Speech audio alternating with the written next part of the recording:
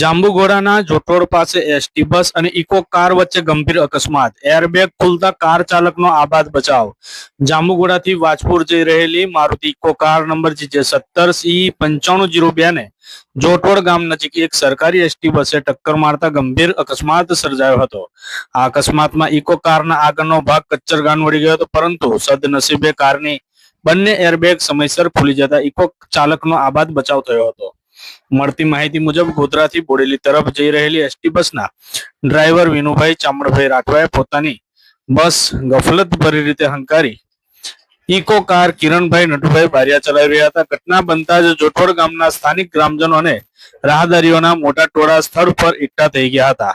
ગ્રામજનો અને રાહદારીઓએ એવો આક્ષેપ કર્યો હતો કે એસટી બસનો ડ્રાઈવર નશાની હાલતમાં હતો અને આ અકસ્માત પહેલા જોટોડ સ્કૂલ આગળ પણ અકસ્માત સર્જતા રહી ગયો હતો।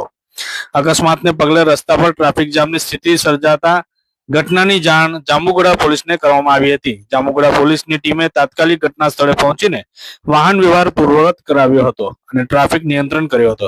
પ્રાથમિક વિગતો મુજબ બસમાં ડ્રાઈવર અને ઇકો કાર ચાલક વચ્ચે પરસ્પર સમાધાન થયું હોવાનું જાણવા મળ્યું છે।